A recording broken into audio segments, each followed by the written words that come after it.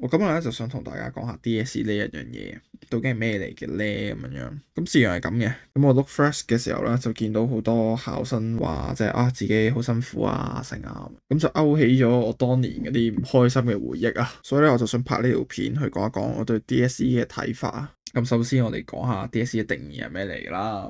你聽好多人講啦，有啲人同你講話係即係入大學嘅入場券啊，上流社會嘅第一步啊。有好多形容啦咁樣，咁其實佢哋都唔係 DSE 佢嘅定義嚟嘅。OK，我哋攞翻官方嘅定義啦。官方嘅定義咧就係講緊話係評核學生嘅學術能力，即係唔係話你可能數學攞 U 你就連心算都唔識。英文可能就得意，就即係你講唔到英文，佢真係好簡單，就純粹係講話你學術能力。OK，學術能力唔代表你真係應用嘅能力嘅。OK，而佢評嘅學術能力咧係你當刻考緊試嘅學術能力。如果你發台灣，如果你遇到一啲黐線嘅 speaking 考生嘅話咧，唔代表你能力唔好噶。OK，純粹係代表你當刻你展示唔到你嘅能力嘅啫。我覺得釐清呢一點咧都幾緊要嘅，因為咁樣你先至唔會再俾人販賣到焦慮啊。我相信如果你係 DSE 考生，你碌 IG 啊，你碌好多嘢，你會見到好多補習名師啊，見到好多老師或者身邊同學講哇，搏盡無悔，今日溫到11點，呢題應該點樣做啊？快啲過嚟報我啲課程啊！咁其實你即係唔使理咁多咯，講真嗰句，你已經俾咗好多壓力自己啦。OK，即係你準備呢一個 DSE 已經俾好多壓力自己，你唔好再俾其他人再擺一啲額外嘅焦慮啊落你哋身上咯。你碌下書還碌下書，你咪睇一啲搞笑嘅嘢咯。真係有樣嘢，我覺得係我哋社會冇乜好講到嘅嘢，其實就係你活着已經好叻㗎啦，更何況你盡晒力啦，去做一啲你唔中意做嘅嘢。以我嘅經驗啊，我讀 DSE 嘅時候咧，我係完全係一啲興趣都冇啊。講真嗰句，咁有機會可能我再講下我個故事啦咁樣，就係即係 DSE 8分點樣可以入到大學咧咁樣，但係呢個就之後先講啦咁樣。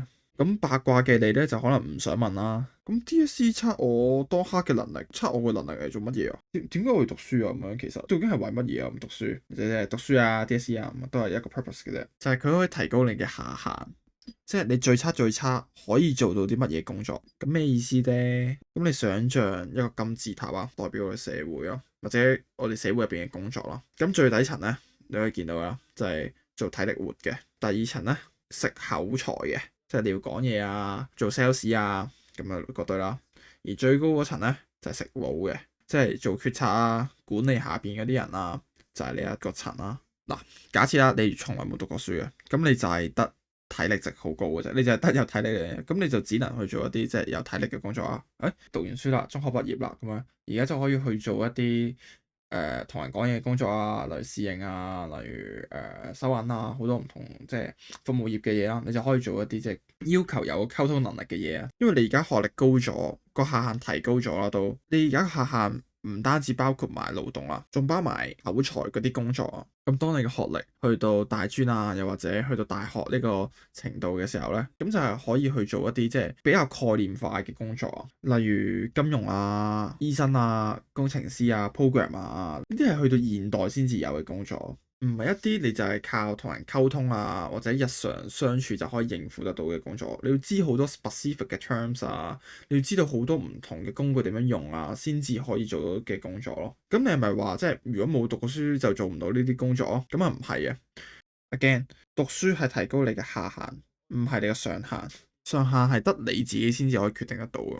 你今日突然間發奮圖強，睇嗰啲可能經濟學嘅書啊、炒股嘅書咁樣，你突然間做咗下一個巴菲特。況且如果你真係講 DSE 即係衰咗嘅話啦，咁其實你又可以重新考過啦，你可以讀 high 啲或者阿蘇啦，你可以去考 IB 啦，你可以去其他國家讀書去考其他國家嘅 DSE 啊，有好多方法都可以即係都可以達到相同嘅效果。就咁講，如果你想繼續讀上去啊，或者你想去做其他嘢啊，其實真係 DSE 真係唔係唯一出路喎。佢真係只能去幫你提升你嘅下限咯。之後條路點樣行，行得有幾精彩，都係你自己先至可以決定得到。所以，與其話我想大家攞到好成績，我會話想大家去揾到自己中意做嘅嘢啦，然之後做到自己想做嘅嘢咯。咁最尾我都有一兩句説話想俾大家拎走嘅，想俾大家帶走嘅。好咯，嚟咯。你冇辦法改變到過去，將來永遠都唔會嚟臨，只有呢一刻先至係真實可以改變到嘅。所以最好嘅時機永遠都係而家，諗到就去做啦。我係 Adam，拜拜。